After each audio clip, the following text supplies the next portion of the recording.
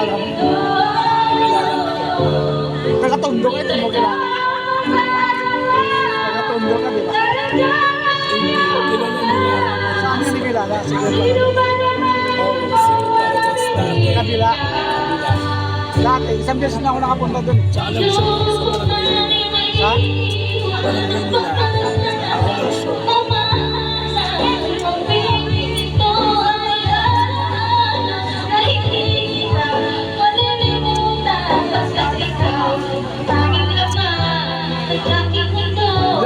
Hindi ko pinansin ni Casey.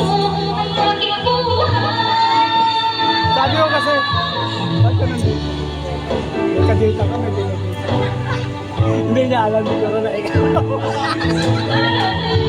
Inalisan na ako.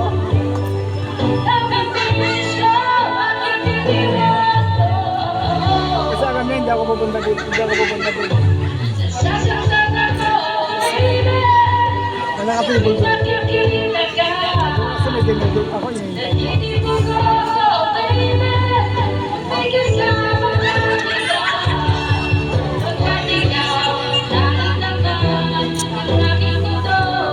Basta pang nagkailin.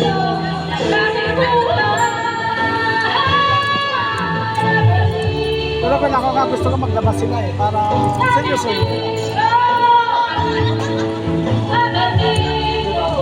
Kayo ba?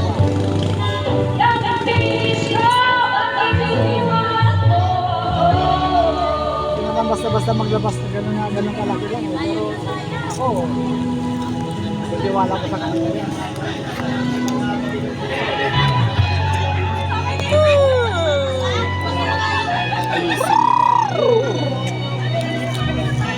Kasi minsan kasi pag hindi ko pinagpahirapan para pero pinaintindi ko sa kanila ang makikinabang kayo Manilo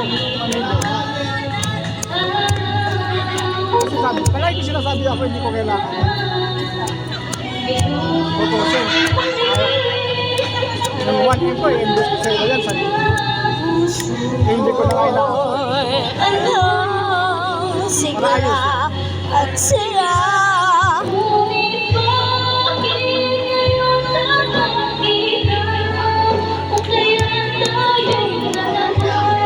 Sabi ko nga sa kanila, diba?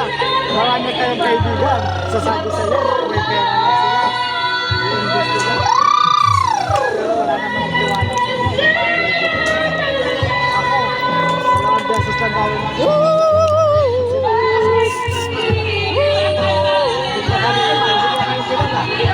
Lalo nakakilala ko, pero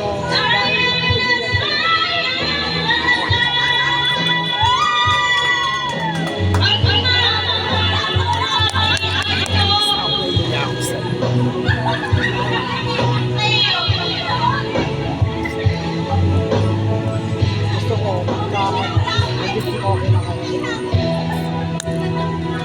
Kaya gusto ko talaga magiging anak naman yun. Para kahit wala ako.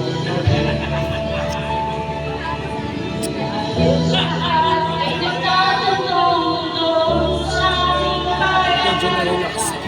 Hindi ako makahinga. Pera lang. Siyempre, tignan mo muna yung Kasi, kaya nga tinatawanan na nga kita eh. Sala naman problema mo eh. Nagkasimple lang.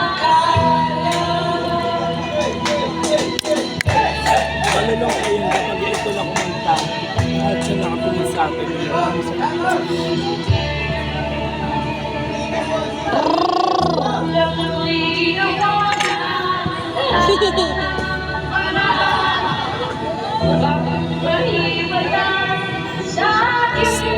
Yan kung si Madam maging napaging mabayad ng sa akin. Hindi mo problema. Kaya kong suportahan lahat. Kaso lang kapal ang mukha niya. Kaya makagabi. Siya na may-ari. Mangingi pa ng kape sa akin.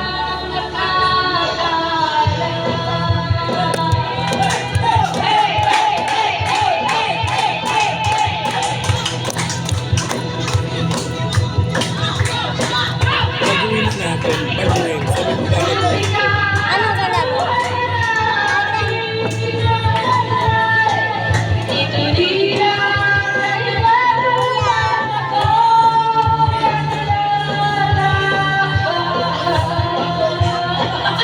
isa ka pa oh. Babaguhin